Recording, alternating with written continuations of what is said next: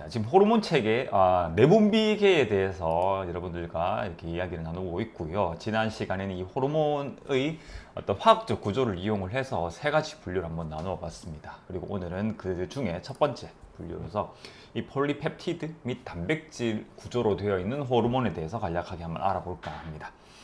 단백질과 폴리펩티드 그리고 아미노산의 어떤 관계에 대해 가지고는요, 아마 이렇게 2020년 9월 그때 지금부터 한 1년 반쯤 전에 말씀을 드렸던 것 같습니다. 아미노산, 수소, 탄소, 수소, 산소, 질소로 구성된 유기 화합물이고, 이 아미노산이 이렇게 사슬 구조로 연결되어 있는 고분자 화합물이 아미노산이 몇 개로 이렇게 이루어져 있느냐. 이제 제가 설명을 드릴 때 이제 2개 이상부터 한 50개까지가 한 폴리펩티드 또는 폴리펩타이드라고 말씀을 드렸는데, 이게 명확하게 규정된 그런 어떤 정의가 없어가지고요. 책이나 아니면 문헌에 따라가지고 뭐 100개 이상일 때 단백질이고 100개 미만이면은 뭐 폴리펩티드다라고 얘기를 하는 책들도 있습니다. 어쨌든 그런 개수가 명확하게 정의가 되어 있는 건 아니니까 여러분들께서 분자량이 크면 단백질이고 분자량이 한 중간 정도면 뭐 폴리펩티드, 그보다도 조금 더 희박하면은 뭐 이제 올리고펩티드라고 하는 그런 어떤 단어를 쓰기도 한다라고 이렇게 알고 계시면 될 것 같습니다. 단백질은 이제 이런 고분자 물질이다라고 이렇게 알고 계시면 되고요. 그래서 오늘은 이 폴리펩티드 또는 단백질, 즉 아미노산이 이렇게 사슬로 연결되어 있는 그런 구조로 되어 있는 호르몬들에 대해서 알아볼까 합니다. 자, 이 호르몬들은요, 우리 신체 대부분, 그러니까 신체의 어떤 생명 활동을 담당하고 있는 그런 화학 메신저로서 이제 이런 호르몬이 기능을 하잖아요. 그 호르몬 중에 거의 대부분이 이런 폴리펩티드 또는 단백질 구조로 되어 있습니다. 그래서 크기는 아주 다양하고요. 뭐 작은 것은 이제 아미노산 3개의 사슬로, 그래서 갑상선 자극 호르몬, 분비 호르몬이라고 하는 TRH 같은 경우에는 아미노산 3개로 이루어져 있고요. 반면에 성장 호르몬이라든지 아니면 유족 분비 호르몬, 프롤락틴이 잘 아시죠, 그죠? 그런 유족 분비 호르몬은 아미노산이 190개, 거의 200개에 가까운 그런 어떤 아주 엄청난 분자량을 가지고 있는 그런 어떤 호르몬입니다. 이런 호르몬은 이제 호르몬 중에서 이 폴리펩티드나 아니면 이제 단백질의 어떤 구조로 되어 있는 호르몬은 이제 다른 어떤 단백질과 마찬가지로 세포 안에서 이렇게 합성이 되는 다른 단백질과 마찬가지로요, 이런 조면 소포체라고 하는 곳에서 세포 안에 있는 그런 어떤 이제 미세한 기관입니다. 그 조면 소포체에서 합성이 되는데, 처음에는 훨씬 더 큰 그런 분자량을 가지고 있는 어떤 전 프로 호르몬이라고 하는 그런 어떤 이제 상태로 이렇게 합성이 되게 되고요. 거기에서 얘네들이 이제 절단이 되어 가지고 호르몬 전구 물질인 그런 프로 호르몬이라고 하는 조금 더 작은 이런 단백질 덩어리가 이렇게 만들어지게 되고, 이 호르몬 전구 물질인 프로 호르몬이 이제 골지체로 옮겨지면서 분비소포, 뭐 secretory vesicle이라고 하는 이 분비소포로 이렇게 포장이 되게 되면서 이제 그 소포 안에 들어있는 효소에 의해 가지고 어떤 생물학적인 활성이 있는 부분, 그 다음에 생물학적 활성이 없는 부분으로 이렇게 절단이 되게 됩니다. 말이 어렵죠.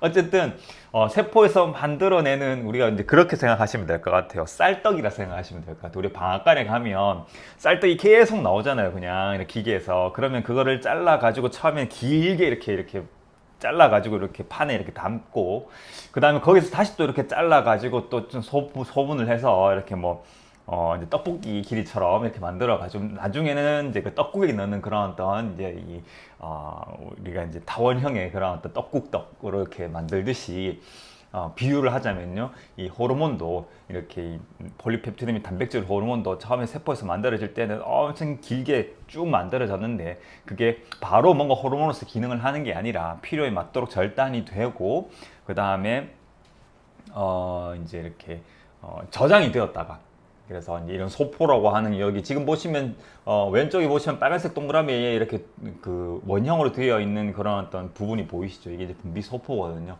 이 분비소포에 이렇게 저장이 되어 있다가 이제 이게 뭐 세포질이라고 하는 이제 세포 안에 있는 그런 이제 사이토플라즘, 뭐죠? 그냥 이제 세포 내용물이라 생각을 하시면 될 것 같아요. 그래서 거기에 이제 그 세포의 겉막, 세포막과 인접한 부위에 이렇게 이제 모여 있다가 저장이 되어 있는 거죠. 그렇게 되어 있다가 뭔가 어떤 신호에 의해서 필요하다는 어떤 신호가 왔을 때에 이제 이렇게 그 소포의 어떤 그 이제 겉부분은 이제 세포막과 이렇게 합쳐지면서 안에 있는 내용물이 밖으로 이렇게 분비가 되는데, 그거를 이제 세포의 유출, 그러니까 엑소사이토시스라고 하는 그런 어떤 용어를 씁니다. 그래서 이 호르몬의 분비는 이 분비 소포라고 하는 곳에 저장이 되어 있다가 필요할 때까지요, 뭔가 신호가 왔을 때, 호르몬 분비가 필요하다라는 신호가 왔을 때에 분비가 되는 형태로서 이 폴리펩티드 및 단백질 호르몬은 그런 특성을 좀 가집니다.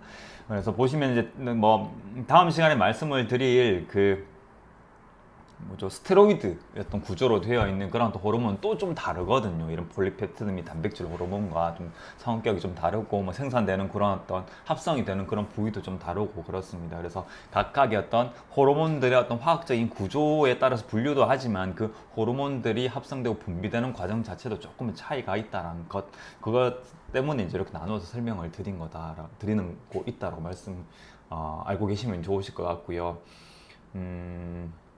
네, 그래서 신체 대부분의 호르몬은 이러한 형태로서 세포에서 합성이 되고 저장이 되었다가 필요할 때에 이렇게 분비가 된다라고 이렇게 이해를 하시면 될 것 같습니다. 그래서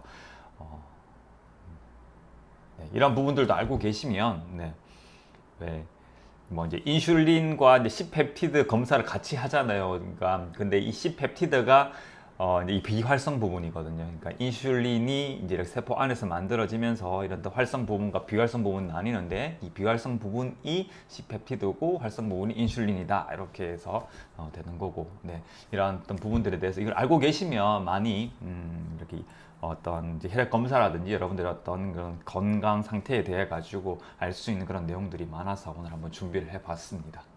그래서 오늘의 헬스 토픽은 여기까지고, 이런 폴리펩티드 및 단백질 호르몬은 우리 생체에서 이렇게 이제 생명 활동을 유지하는 데 사용되는 호르몬의 거의 대부분을 차지하고 있기 때문에 이 내용을 잘 알아두시면 좋으실 것 같아요.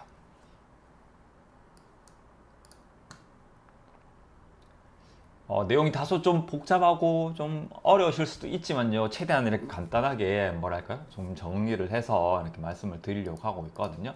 그래서 왜 이렇게 제가 슬라이드를 만들다 보니까 예전에 이제 1년 반 전에 했던 그런 슬라이드 내용도 또다시 가지고 오게 되고, 또다시 리뷰를 하게 되고 이렇게 하실 겁니다. 그러니까 이렇게 계속해서 이 헬스 토픽을 쭉 이렇게 시청을 하시다 보면 우리 어떤 그 생체 내에서 일어나고 있는 그런 어떤 생리학적인 일들, 그런 것들에 대해서 조금씩 더 많은 그런 어떤 이런 지식들, 그 다음에 상식들을 알아가실 수가 있게 되지 않겠나, 이런 저 나름의 작은 기대를 해봅니다.